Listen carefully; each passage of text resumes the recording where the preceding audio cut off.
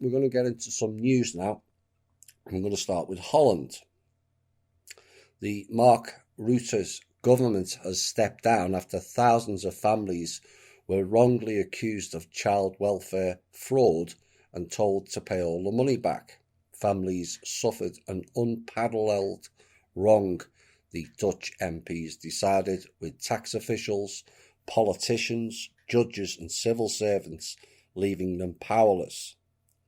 And many of those affected were from an immigrant background, and hundreds were plunged into financial difficulty. Mr. Rutte submitted the cabinet's resignation to the King of Holland.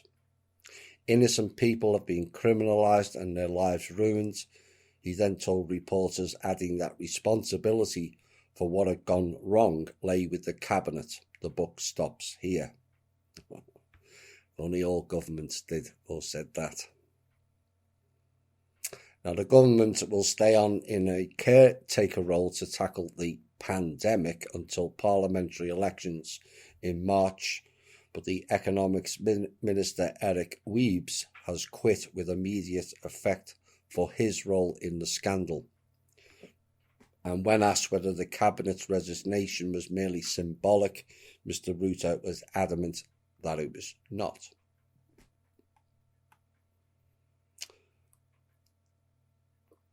We mentioned about governments last week. The UK government dissolved.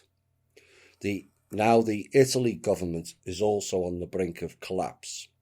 The Kuwaiti government has collapsed, to add to the previous news in last week's show. Merkel stepping down, the Estonia Prime Minister is missing, and America in flux. Sign of things to come. Decentralisation, anyone? We did warn of it. Antifa insurgents leader John Earl Sullivan, nice triple-barreled name again, is in custody after being arrested in Utah on Thursday. The Antifa protester was caught on video posing as a Trump supporter during the riots at the US Capitol last week. Now, earlier this week, John Sullivan's brother James contacted the FBI and turned his brother in. Sullivan was released without bail on Friday and placed on house arrest. But not every so-called violent protester is so lucky. The QAnon protester who turns up at BLM marches, Jacob Chansley, is being held without bail. So, not Trump supporters again, as the lying, agenda-driven portal people would have you believe. Will they cover that? Not a chance.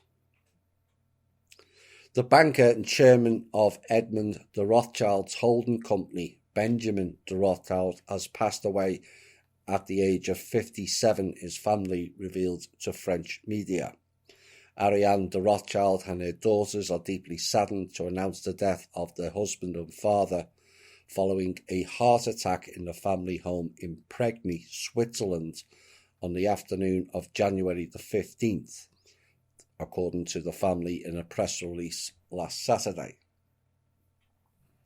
I guess that particular top Rothschild family member was missed in the last round of life force assassinations or body parts and chopping exercises. All sounds a little like Mrs. Bobbitt to me. Here comes another of the seducements, and you just know some stupid people will go for it. Cannabis activists in Washington, D.C. are planning to offer a free bag of marijuana to those receiving the vaccine for COVID-19. The group DC Marijuana Justice announced this week. The free cannabis giveaway, dubbed Joints for Jabs, or Joints for Jackasses is the more correct term, and Jabs for Jackasses as well, is being arranged to coincide with vaccine clinics expected to open in the nation's capital soon. Dirty me. Republican Marjorie Greene told Greg Kelly this week, "We cannot have a president of the United States that is willing to abuse the power of the office of the presidency and be easily bought off by foreign government. Was this Trump? No. Easily bought off by foreign governments, Chinese energy companies, Ukraine energy companies. So on the 21st of January, I will be filing articles of impeachment on Joe Biden. Oops. And they all thought it was only Trump with foreign interests. Let's see how the garbled masked man deals with that. Of course, the press will all turn on him, won't they? Because that's what they do to sitting presidents. Or perhaps they won't. Twitter responded to that by banning Marjorie Greene from their platform. So you see, big tech, like the media, have now declared themselves judge and jury for the people. Hashtag delete Twitter. That's the only way. It's like the piece before about all these alt media making various promises. By giving them your energy, you're allowing them to carry on. Twitter's the same, no different. They're dictating to you what you can read and what you can't read, what you can say, what you can't say. The simplest thing is withdraw your energy. Then they can ban nobody. Parler CEO John Matzer has had to flee his home with his family, and they've all gone into hiding after receiving death threats and invasive personal security breaches, according to a new filing from Parler's lawyers in the suit with AWS. Now, last week, Amazon kicked off Parler off their web hosting service, meaning the platform will be offline until they find a new host. Parler has faced what can only be described as a mass coordinated cyber attack by big tech, first being banned by Apple, then Go Ogle within a 24-hour time period. Parler responded to the deplatforming by filing a lawsuit against Amazon. And what this shows you is the levels of power and thuggery these lead tech giants will employ on people they don't agree with or don't toe the party line. Parler should file a lawsuit for discrimination and put these election controlling, thought controlling and life controlling entities out of business. Big tech now issuing death threats to people. Oh my. All very continuum series, that, is it not?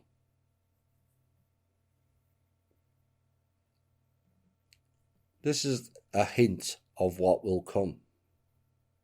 There will come a time where underground activists will attack these companies and their infrastructure, when the public finally realise we were right all along about these technology companies not only invading our lives, but running them like some pseudo-dictator parent.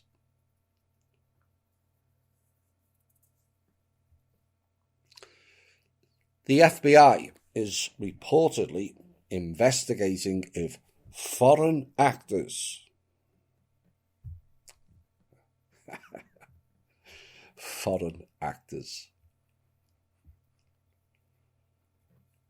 Funny they don't class Jewish as foreign actors, isn't it? Just saying.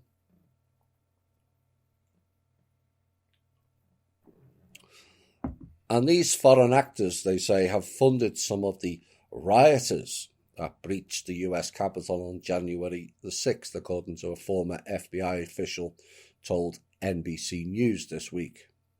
The agency is investigating whether foreign governments, organisations or individuals provided funding to those that helped plan the riot, according to the news outlet.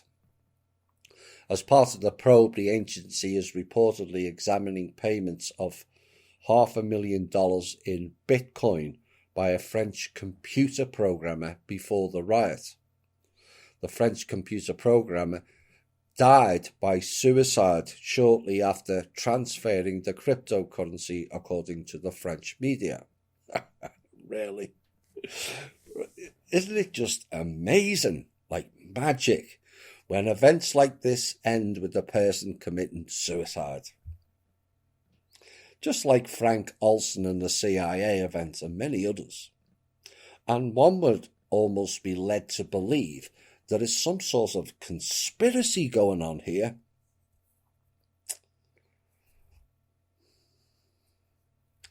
Now, the Portal People news first highlighted the Bitcoin payments on Thursday, which was reported by analysis company Chain Analysis.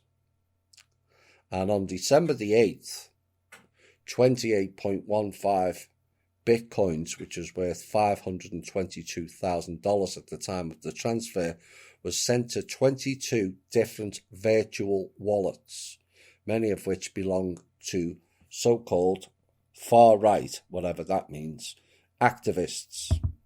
And most of the money went to far-right. Podcaster Nick Fuentes, who received 13.5 Bitcoins, according to the report, which is worth about $250,000. Now, Fuentes told ProPublica that he was at the rally but didn't enter the Capitol with the mob. And separately, the FBI issued a bulletin earlier this week with the Department of Homeland Security warning that, here we go, Russian, Chinese and Iranian influence actors have seized the opportunity to amplify narratives in furtherance of their policy interest amid the presidential transition.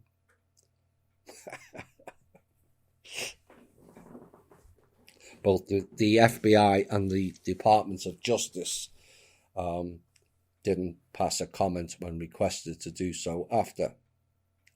It's always Russian, Chinese and Iranian with all of our agencies in this country. Can they not change the script and blame in-house skullduggery for once, as it's far more prevalent than the outside boogeymen? It just is. Now, the report comes as federal law enforcement seek to track down and charge members of the mob involved in the January 6 riots. And last week, Michael Sherwin, acting US Attorney for DC, said that officials were treating the investigation just like a significant international counter-terrorism or counterintelligence operation. Hello, elephant in the room.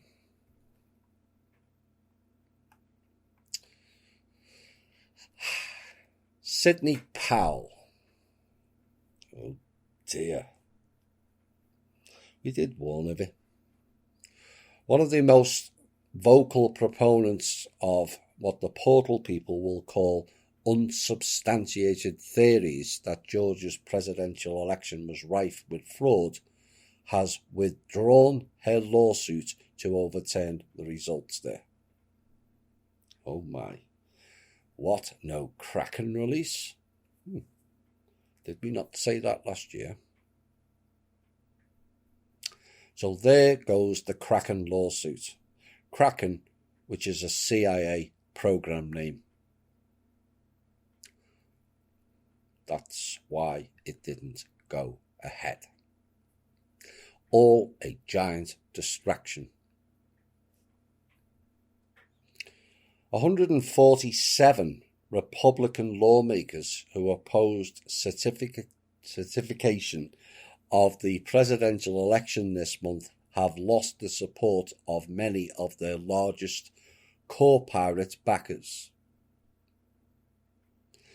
This story should enrage Americans, all of you. Doesn't matter which fake party you support. The Washington Post contacted the 30 companies that gave the most money to election-objecting lawmakers' campaigns through political action committees.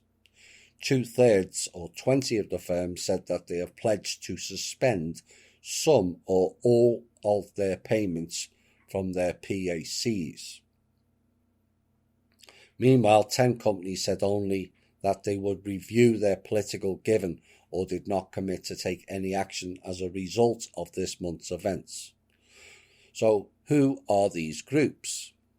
In order of spending, the highest first: AT&T, Comcast, Lockheed Martin, Honeywell International, UPS, Northrop Grumman, Boeing, Deloitte, Ernst & Young, Marathon Petroleum, Price Waterhouse Coopers, New York Life Insurance, GE, General Electric, the Altria Group, Raytheon, Union Pacific, UBS Americas, General Motors, KPMG, which is Rothchild Service, Verizon, Koch Industries, Home Depot, which belongs to the CIA, America Crystal Sugar, General Dynamics, ExxonMobil, BNSF Railway, Charter Communications, FedEx, USAA, and Cox Enterprises. And the campaign finance system rocked as the firms halt the contributions after the election results were challenged. Now, the dollar amounts given by corporate PACs tend to be relatively small. They can legally give each candidate's campaign only $5,000 per election. Yeah, right.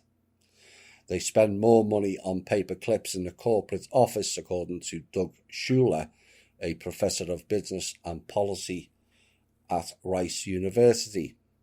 But the donations can help ensure companies access to key policymakers overseeing their industries. And if they're sitting on the right committee, you give them the money, Schuler said. It's kind of expected. But this is full evidence of collusion of all politicians. And this is why they have no power to do anything. All of them are controlled by big business. Yet the people, like lemmings, vote for these dancing puppets every 2 years. And all of the distraction about foreign collusion, like the FBI story before. And these American companies are the real collusion, along with AIPAC, who shouldn't even be on our soil.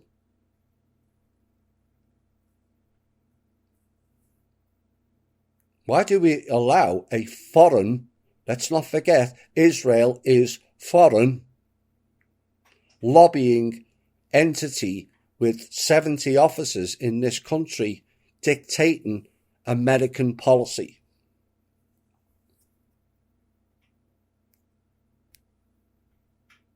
Because the former New York congressman who lost his bid for re-election last year and then mounted a short-lived campaign for mayor is set to join the Biden administration as a senior Pentagon advisor on the fake coronavirus issues.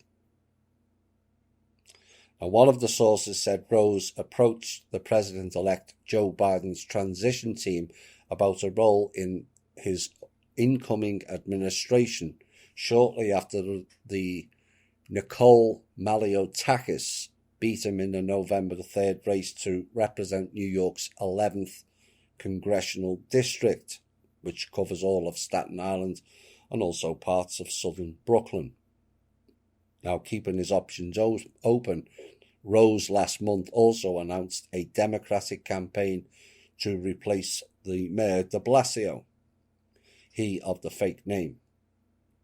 de Blasio. However, he pulled the plug on his mayoral campaign just a few weeks later on January the 3rd, potentially in preparation for his new Pentagon COVID post. Max Rose, born in and born to.